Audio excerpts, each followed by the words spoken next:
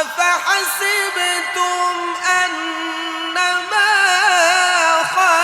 خلقناكم عبثا وأنكم إلينا لا ترجعون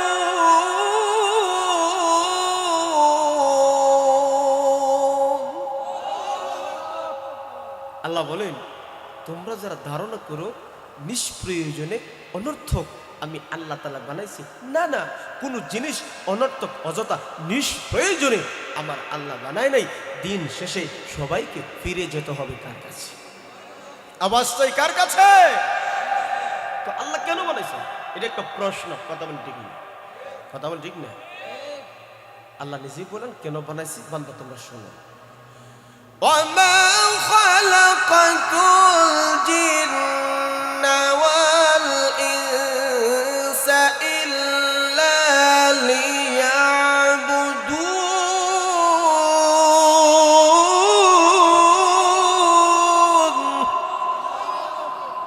আল্লাহ বলেন আমি বানাই নাই, তবে বানাইছি কেন জানো নি? তোমাদেরকে সৃষ্টি করেছি জিন এবং মানব জাতিকে সৃষ্টি করেছি একমাত্র গোলামি করবা কার? আওয়াজটাই কার গোলামি হবে? এই জবানটা কে দিয়েছে? এই শক্তি কে দিয়েছে? এই শক্তি দিয়ে ইবাদত বন্দেগী হবে কার? আর কাহারও গোলামি হবে? ইবাদত হবে আল্লাহর।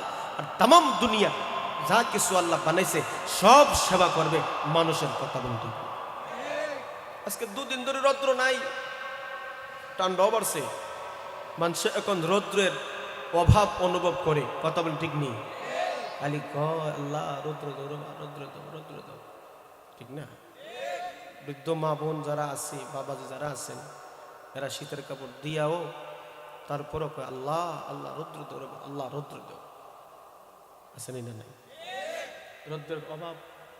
গরমের সময় যখন রৌদ্র হয় তখন মানুষ থাকে বৃষ্টির অভাব, আল্লাহ একটু রহমতের বৃষ্টি দিয়া জমিন ঠান্ডা করে। কথা কয় না? একদিন, 2 দিন, 3 দিন, 4 দিন লাগাতার বৃষ্টি হইলে কয় আল্লাহ আর বৃষ্টির দরকার নাই, এখন কাপড় শুকানো যায় না, জামা শুকানো যায় না। কথা বলেন ঠিক নি? কোনো না কোনো জিনিস আমার আল্লাহ অযথা বানায়। সব কিছু বানাইছি আল্লাহ মানুষের খেদমতের জন্য।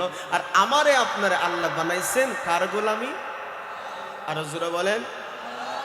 এই জন্য আল্লাহ পাক রব্বুল আলামিন বলেন, মানুষ আমি আল্লাহ তোমাদেরকে সম্মান দিয়ে বানাইছি, মর্যাদা দিয়ে বানাইছি।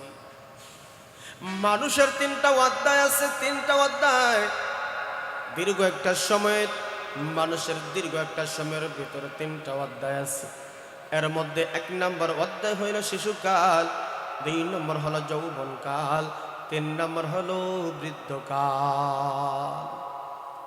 এই দীর্ঘ একটা সময়ের ভিতরে 3টা অধ্যায় আমাদেরকে পাড়ি দিতে হয়, 3টা সময় আমাদেরকে অতিবাহিত করতে হয়। সবচাইতে দামি অধ্যায় যেটা হইল তার নাম হলো যৌবনকাল। এই যৌবনকালে এত দাম, এত সম্মান। এই যৌবনকালকে যদি বান্দা তুমি সময়টারে কাজে লাগাতে পারো, এই যৌবনকাল তোমাকে জান্নাত পর্যন্ত নিয়ে যাবে। মানুষের 3টা অধ্যায়, মানুষের 3টা অধ্যায়। আল্লাহ পাক রব্বুল আলামিন বলেন, আমি তোমাকে এত সম্মান, এত মর্যাদা দান করলাম। ওয়ালাকাদ কাররামনা বানি আদম। আল্লাহ বলেন, আমি বনি আদম সন্তানকে সম্মানিত করে বানাইলাম, সম্মানিত করে মর্যাদা দিয়ে আমি আল্লাহ বানাইলাম।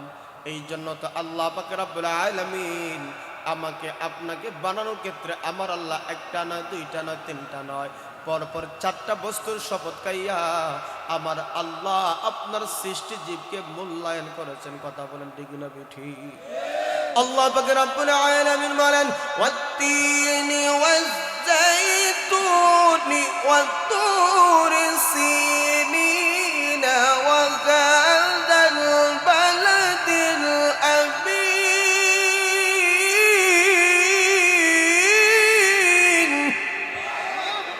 লাকাদ খালাকনাল ইনসানা ফী قويم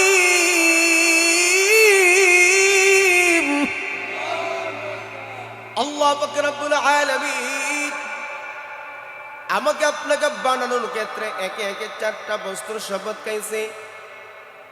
আল্লাহ পাক রব্বুল আলামিন দামি, আল্লাহ পাক রব্বুল আলামিনের কথাও দামি, কথা বলেন ঠিক না বেটি? আল্লাহ পাক রব্বুল আলামিন বলেন, ও মানব সম্প্রদায়, আমি আল্লাহ এত সুন্দর এত গঠন আকৃতি দিয়ে আমি আল্লাহ বানাইলাম। তোমার সুন্দর, তোমার আকৃতি, তোমার গঠন সেই সময় দামি হবে, সম্মানী হবে যখন তুমি জাহান্নামের আগুন থেকে নিজেকে হেফাজত করবা। সেই সময় তোমার সম্মান, তোমার ইজ্জত, সেই সময় তোমার সম্মান, তোমার ইজ্জত বাকি থাকবে। কিন্তু তুমি যদি তোমার জীবনটাকে কন্ট্রোল করতে পারো না, তুমি যদি তোমার জীবনটাকে জাহান্নাম থেকে বাঁচাইতে পারো না, তোমার মতো নিকৃষ্ট দুনিয়াতে আর কেউ হবে না।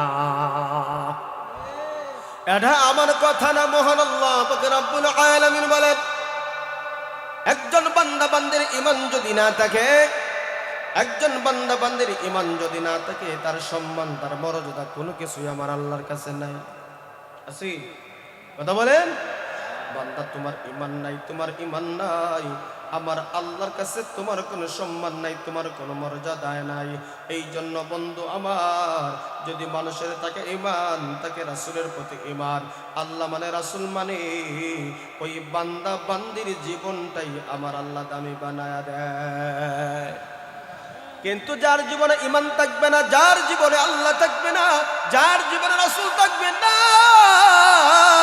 আল্লাহ পাক রব্বুল আলামিন বলেন, তোমার কোনো দাম নাই, তোমার কোনো মর্যাদা নাই। শুধু দেখতে দেখা যায় মানুষ, সুরতান মানুষ, আল্লাহর কাছে প্রকৃতপক্ষে কোনো মানুষ হবা না। কেন? তোমার তো ঈমান নাই, আল্লাহর উপর বিশ্বাস নাই, নবীর উপর ঈমান নাই, তুমি কোরআন মানো না, তুমি ইসলাম গ্রহণ করো না, তুমি দেখতে দেখা যায় মানুষ। এই মানুষ কিন্তু মানুষ নয়, দুনিয়ার মধ্যে সবচাইতে নিকৃষ্ট। কথা বলেন ঠিক না বেটি? আল্লাহ পাক রব্বুল আলামিন বলেন, ইন্নাল্লাযীনা কাফারু মিন আহলিল কিতাব ওয়াল মুশরিকিনা ফী নারি জাহান্নাম খালিদিনা ফীহা উলাইকা হুম শাররুল বারিয়াহ। আল্লাহ পাক রব্বুল আলামিন বলেন, নিশ্চয় যারা কুফরি করেছে, আহলে কিতাব অনুসারী, আল্লাহ মানে না, রাসূল মানে না, আহলে কিতাব অনুসারী, রাসূল মানে না, আল্লাহর সাথে শিরিক করে, আল্লাহর সাথে শিরিক করে আহলে কিতাব ওয়ালা, তারা ইমানদার নয়, তারা মুশরিক। তাদের ঠিকানা আছে, তাদের ঠিকানাও আছে। তাদের ঠিকানা কোথায়? সেই ঠিকানার নাম হলো জাহান্নাম। আল্লাহ পাক রব্বুল আলামিন বলেন, এই সমস্ত মানুষ জাহান্নামী হবে। এবং তাদের মর্যাদা কতটুকু জানুনি, তারা সবচাইতে নিকৃষ্ট। আল্লাহু আকবার বলেন ঠিক না বেটি? এই সমস্ত মানুষ নিকৃষ্ট, এদের কোনো সম্মান নাই, এদের কোনো মর্যাদা নাই।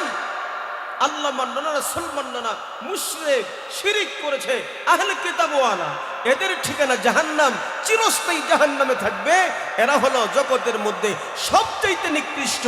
এরপরে আল্লাহ বলেন, শুধু তাই না, যারা মনে করে খাও দাও ফুর্তি করো, দুনিয়াটা মস্ত বড়, আল্লাহ বলেন এদের ঠিকানাও জাহান্নাম হবে।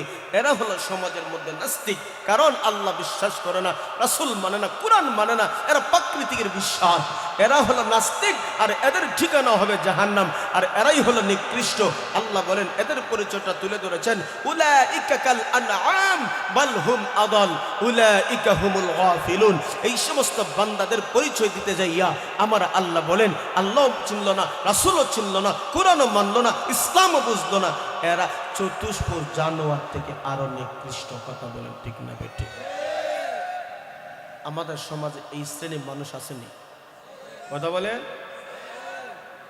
চেহারা সুরতে মানুষ, কিন্তু প্রকৃতপক্ষে এরা আল্লাহর কাছে বান্দাবান্দি হতে পারে। চেহারাটা দেখতে ভালো, পোশাকটাও চমৎকার, অন্তরে তার কালি ভরা, কাজটা বড় খোদাকার। চেহারাটা দেখতে ভালো, পোশাকটাও চমৎকার, অন্তরে তার কালি ভরা, কাজটা বড় খোদা কাহার, তাকে যদি মানুষ বলো, এক যদি মানুষ বলো, আমার বলার কিছু নাই। মানুষ দেখতে চলো এবার জাদুঘরে যাই সবাই, হাইরে সাদের দুনিয়ায় মানুষ পাওয়া বড় দায়। মানুষ দেখতে চলো এবার জাদুঘরে যাই সবাই। কথা বল ঠিক না বেটি? রাস্তাঘাটে যায় না চলা এই মানুষের ভিড়ে, আবার ওই ভিড়ের মাঝে কেউ অন্যের পকেট মারে। পকেট মারে চিনি না নাই? কথা বলে আপনি করিমুল্লার সামনে দাঁড়াইছেন, মানুষ বড় ভিড়, হঠাৎ দেখা যায় একটা ধাক্কা গাইয়া হুশ ফিরছে, পকেট হাত দিয়ে দেখা যায় মোবাইল নাই। হয়নি? কথা বলে হয় কি হয় না? রাস্তাঘাটে যায় না চলা এই মানুষের ভিড়ে, আবার ওই ভিড়ের মাঝে কেহ অন্যের পকেট মারে। তাকে যদি মানুষ বলো, একে যদি মানুষ বলো, আমার বলার কিছু নাই। মানুষ দেখতে চলো এবার জাদুঘরে যাই সবাই, হায়রে সাদের দুনিয়ায় মানুষ পাওয়া বড় দায়। মানুষ দেখতে চলো এবার জাদুঘরে যাই সবাই। আছেনি না নাই? আওয়াজ দেন, আছেনি সমাজে? চলবো না অসুবিধা আছে? না অসুবিধা আছে? বাস্তবে কথা এবং কাজে মিল আসেনি? বললাম তো আপনারা একটু সজাগ হন, একটু জাগ্রত হন, দেখবেন সামনে আরো কিছু আছে। চলবো না অসুবিধা আছে? আওয়াজ দেন, চলবে না অসুবিধা আছে? মাথায় টুপি মুখে দাড়ি ধরছে দেখো বেশ, খুঁজা দেখো ভালো জিনিস কবে হইল শেষ। 14 বেশে মসজিদে ওই ঘুরা ফেরা কহরে, সুযোগ পাইলে মুসল্লিদের জুতা চুরি কহরে। জুতা চুরি আসেনি সমাজে? আপনাদের এলাকায় আসেনি? এ আমারটা দেখো আগে আছে, যেভাবে কইরে আসে। জুতা চুরি সমাজে হয়নি? বেচারা গেছে নামাজে, তাড়াতাড়ি নামাজ ধরার জন্য গেছে, এইদিকে রুখু যদি চইলা যায় এবার রাকাত শেষ হয়ে যায়। আমরা বাঙালি নামাজ হইলে তো তাড়াহুড়া, কথা বলে ঠিক না। মসজিদে ঢুকবে সকলে শেষে, আর বের হবে সকলে, কথা কন না আর জুড়ে বলে, ঢুকবে সকলে শেষে, বের হবে সকলে। দেখবেন জুমার মসজিদগুলোর মধ্যে ইমাম সাহেব একা একা মাইক্রো বয়ান করতে করতে করতে করতে করতে করতে ও আখিরু দাওয়ানা আনিল হামদুলিল্লাহি রাব্বিল আলামিন হইবার আগে একসাথে 500 মুসল্লি ঢুকে। কথা বলে ঠিক নি? আওয়াজ দেন ঠিক না বেটি? আবার যখন ইমাম সাহেব আসসালামু আলাইকুম ওয়া রাহমাতুল্লাহ, ডান দিকে খালি সালাম প্রায় একদল আছে জুতা লইয়া যায়। কথা কয় না? আসেনি না নাই? আমাদের সমাজে মুসল্লি হইল মসজিদে ঢুকে সকলের শেষে বাহির হয় সকলের। তাড়াহুড়া মুসল্লি ঢুকছি, রুকু ধরছে তাড়াতাড়ি, রুকু দুইরা সেজদা যখন গেল, সেজদা গিয়ে কয় সুবহানা রাব্বিয়াল আলা, মিস্টার সুরে কয় জুতা কোন জোড়া বালা। বেচারা সালাম পেরিয়ার দিকে এপেক্সের দামি জুতাও এরকম হয়নি না? হয় না? 14 বেশে মসজিদে ওই ঘুরা ফেরা করে, সুযোগ পাইলে মুসল্লিদের জুতা চুরি করে। থাকতে হবে ওদের তরে, থাকতে হবে ওদের তরে, সাবধানে নজর করা, বেজাল কোনটাতে আছে যায় না সহজে ধরা। আওয়াজ দেন, বেজাল আছে না নাই? তারাও তো মানুষ। আপনি হজ করেছেন, যাকাত দেন, রোজা রাখেন, 5 ওয়াক্ত নামাজ সঠিকভাবে আদায় করেন, আপনিও তো মানুষ। কিন্তু মানুষে মানুষে পার্থক্য আছে না নাই? রাজুরা বলেন পার্থক্য আছে, মানুষে মানুষে পার্থক্য আছে। দেখতে দেখা যায় আপনার চোখ 2টা, যে বেটা চুরি করে তার চোখ 2টা, আপনার হাত 2টা, যে বেটা চুরি করে তার হাতও 2টা, আপনার পা 2টা, তার যে চুরি করে তার পাও 2টা, আপনার মাথা একটা, তার মাথা 2টা। কথা বল ঠিক নি? ঠিক বেলে না একটা? আর জোরে বলেন, মাথা যদি 2টা ও সেও যদি কেন 2 মাথা লইয়া হ্যাঁ থাক বানিও নয়। কথা কোন না কেনে মাইক তুই আমি আগে রাস্তা খুঁজবো, পেয়ে জানি আইসে রে 2 মাথাওয়ালা, জীবনে দেখছি না এই 2 মাথাওয়ালা কোন জিন আইসে রে। আর এখানে ওয়াজ করার দরকার নেই, কথা বলে ঠিক না?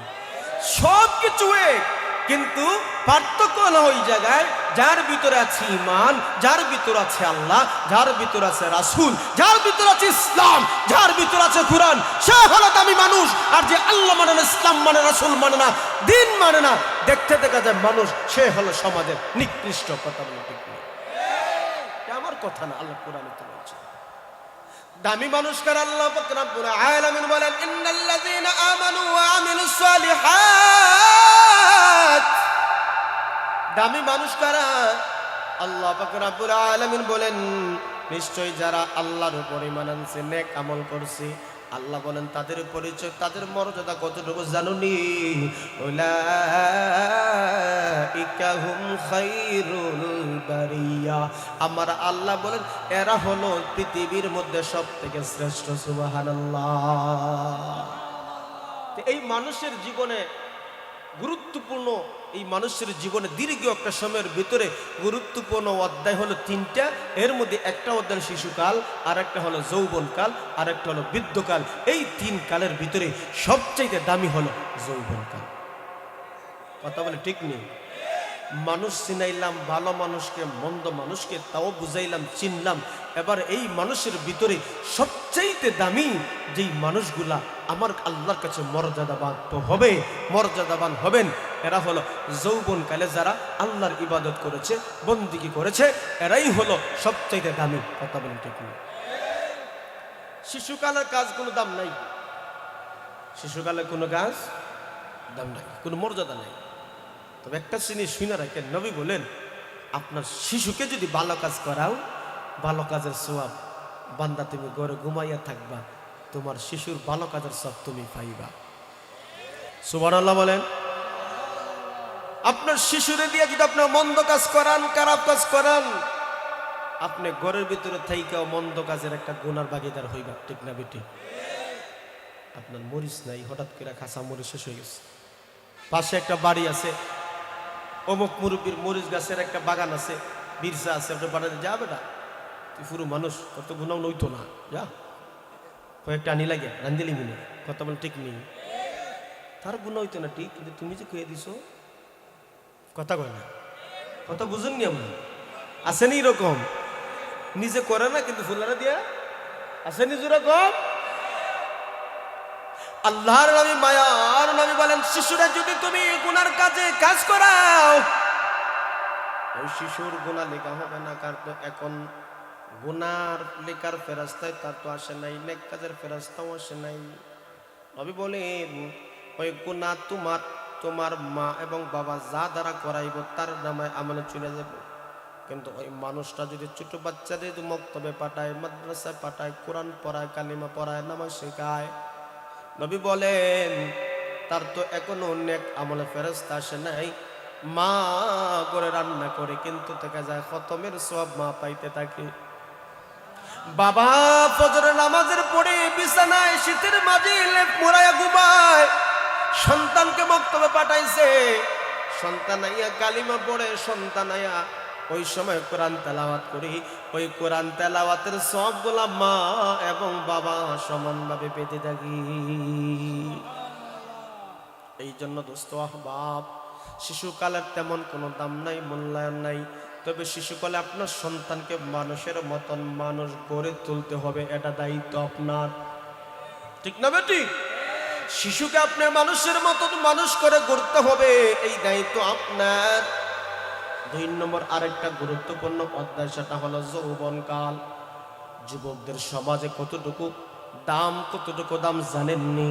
ইসলামের বিজয় যতটা এসেছে, ইসলামের বিজয় যতটা এসেছে, সব কিছু ক্রেডিট হলো নওজোয়ানদের। যুবকদের মাধ্যমে ইসলামের দিন বিজয় হয়েছে। হযরত উমর রাদিয়াল্লাহু তাআলা পর্যন্ত তাকায় দেখো, ইসলাম গ্রহণ করেছেন নওজোয়ান। আলীর পথে তাকায় দেখো, ইসলাম গ্রহণ করেছেন নওজোয়ান। আমিরুল মুমিনিন অর্ধ পৃথিবীর বাদশা উমর রাদিয়াল্লাহু তাআলা ইসলাম ধর্ম গ্রহণ করেছেন, বয়স ছিল 27 বছর, একজন তাকড়া নওজোয়ান। উনি ইসলাম ধর্ম গ্রহণ করার কারণে যুবকদের কত শক্তি, যুবকদের কত পাওয়ার। নবী গোপনে গোপনে নামাজগুলা মক্কায় পড়তেন। উমর রাদিয়াল্লাহু তাআলা আনহু ইসলাম ধর্ম গ্রহণ করার পরে বললেন, পয়গম্বর আপনি দেখে সাহাবায়ে কেরামদেরকে নিয়ে গোপনে গোপনে নামাজ পড়েন, কারণটা কি?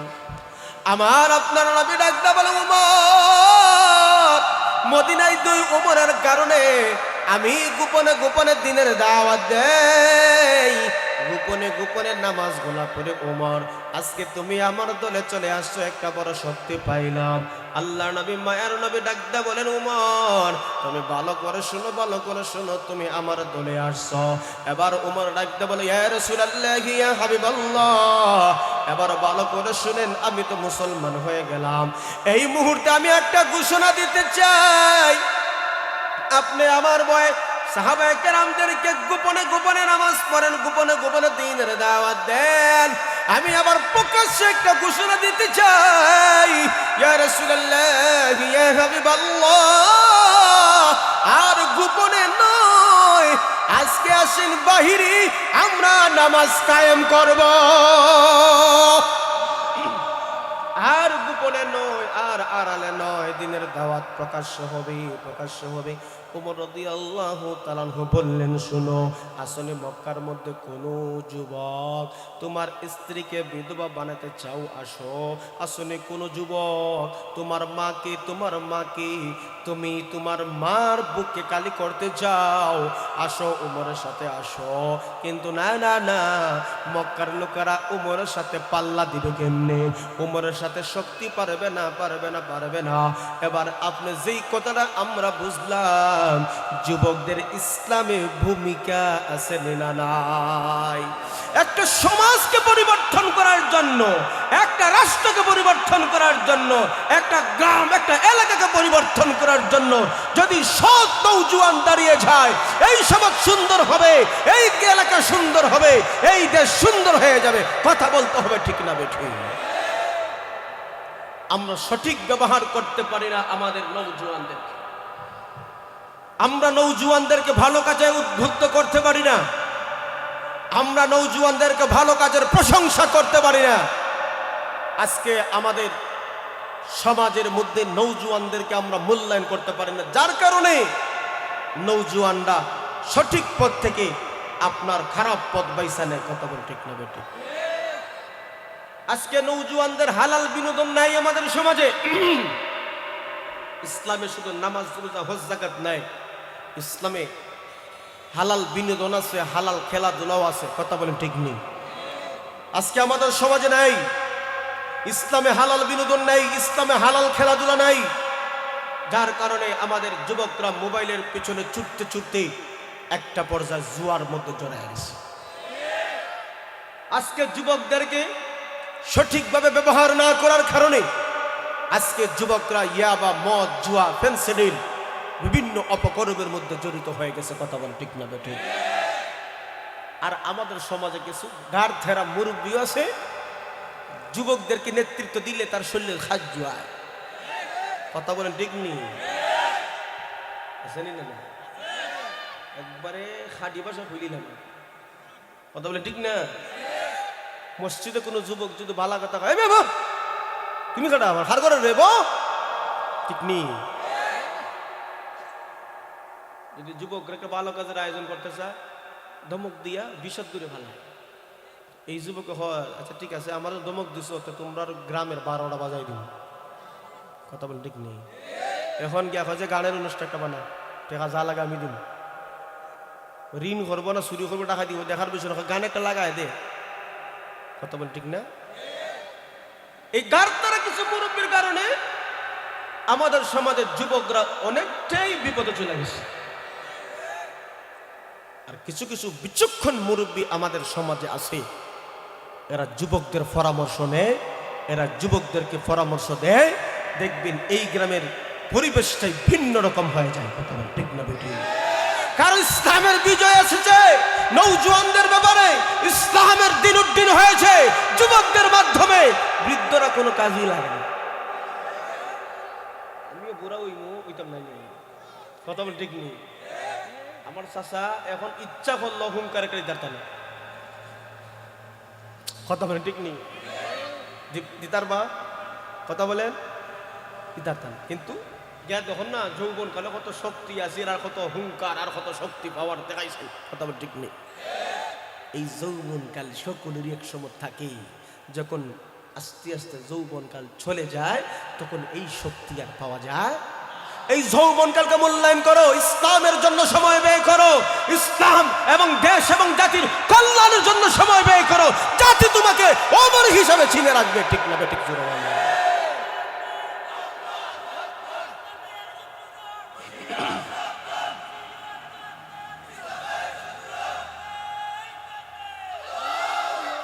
আজকে বদর যুদ্ধের ইতিহাস তালাশ করে দেখেন, 313 জন 1000 অধিকের সাথে লড়াই করেছে, সংগ্রাম করেছে। এই নওজোয়ান সাহাবায়ে কেরাম দিনের বিজয় উদ্দিন করেছেন। ঠিক না বেঠিক? যুবকদেরকে মূল্যায়ন করো, যুবকদেরকে সম্মান করো।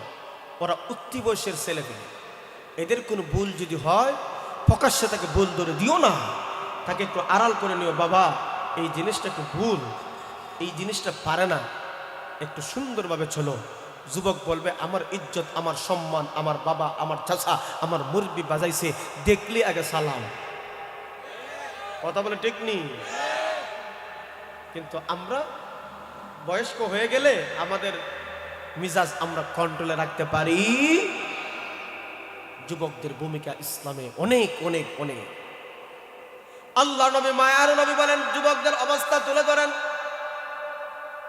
কিয়ামতের কঠিন ময়দানে আর সে আজিমের ছায়া থাকবে, ছায়া। আজকে আপনারা সুন্দরভাবে প্যান্ডেল করেছেন কেন? ওই যে কুয়াশাগুলা জোর জোর করে পড়তেছে, ধীরে ধীরে পড়তেছে, যাতে কুয়াশাগুলা থেকে আপনি আমি বাঁচতে পারি। এই জন্য আপনি আমি প্যান্ডেল বানাইছি, যাতে নিরাপদে থাকতে পারি। কিয়ামতের কঠিন ময়দানে আর সে আজিমের ছায়া ছাড়া কোনো ছায়া থাকবে না। সেই দিন 7 শ্রেণীর মানুষদেরকে আমার আল্লাহ ওই আরশে আজিমের ছায়ার নিচে স্থান দিবেন, স্থান দিবেন। এর মধ্যে 1 শ্রেণীর মানুষ হইবে নওজোয়ান। যেই নওজোয়ানকে সুন্দর সুন্দর নারীরা তাকে তার মনের চাহিদা মিটিয়ে দেওয়ার জন্য আহ্বান করে ডাকে ডাকে ডাকে, অশ্লীল কাজে, খারাপ কাজে, বেবিচারের কাজে নেওয়ার জন্য ডাকি। ডাকার মাধ্যম বিভিন্ন পন্থায় আছে। আগেকার যুগে সিডির মাধ্যমে ডাকতো। কথা বলে ঠিক নেই? এখন আর সিডি চলে না, এখন চলে মেসেঞ্জার, হোয়াটসঅ্যাপ। কথা বলে ঠিক নেই? এখন আর চিঠি চলে না, এখন মেসেঞ্জার, হোয়াটসঅ্যাপ। যদি কোনো মাইয়ার নামে একটা মেসেজ পায় যুবক, উত্তর দেয় 50টা।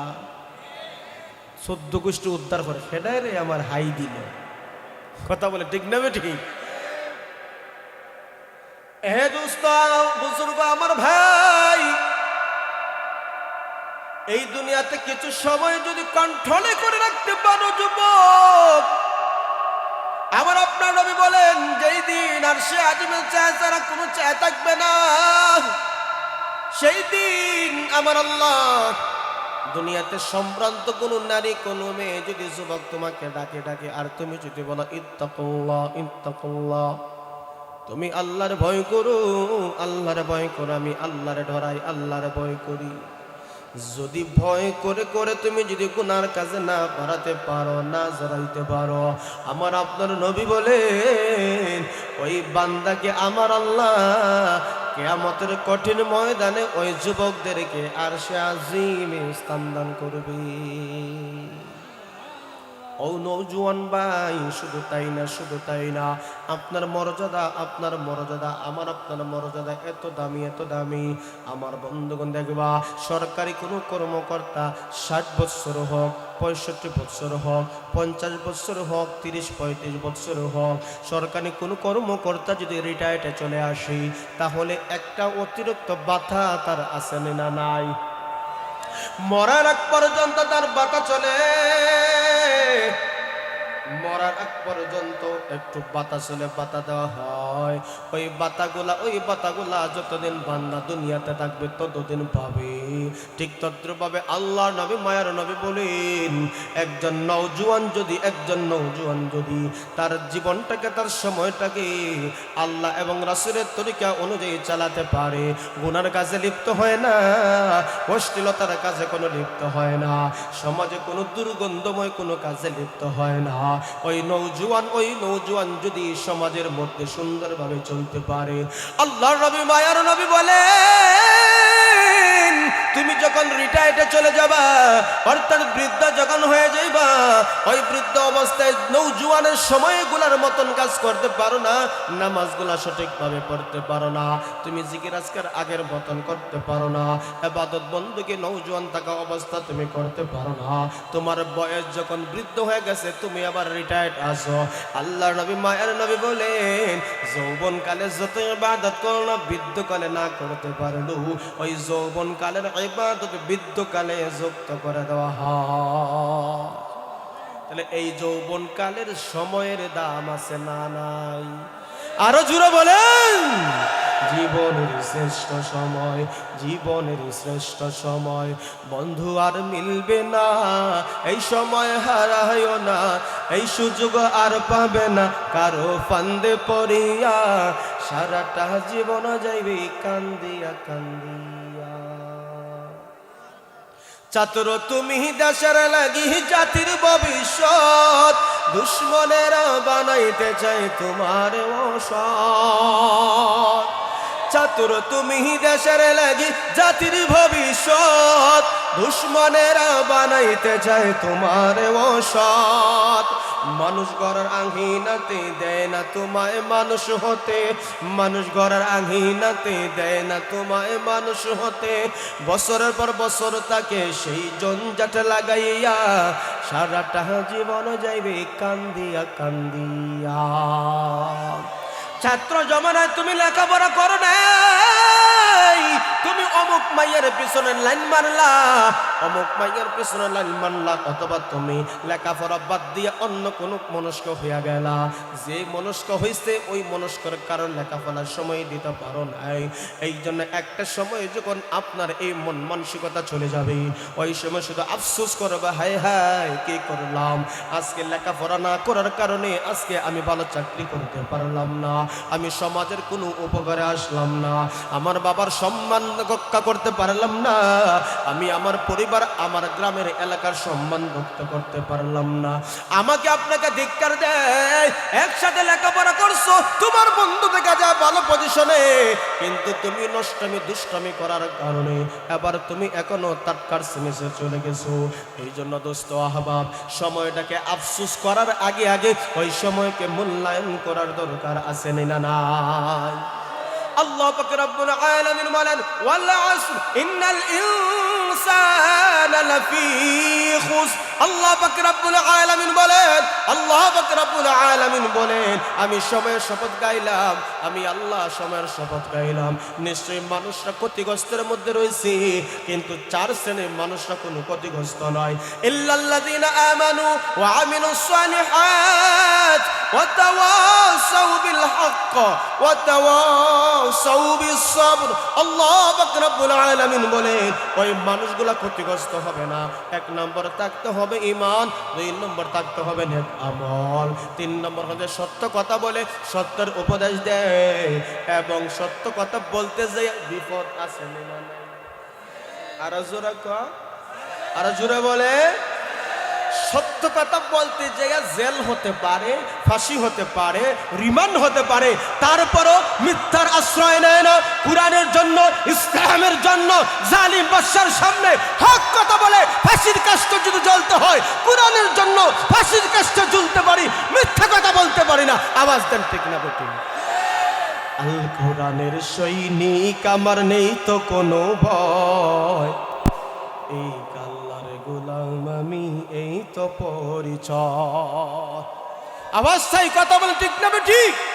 আমরা কার সৈনিক হতে চাই?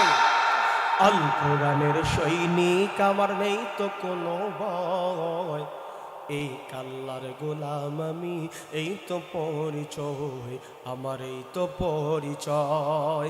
এই পৃথিবীর সবই নকল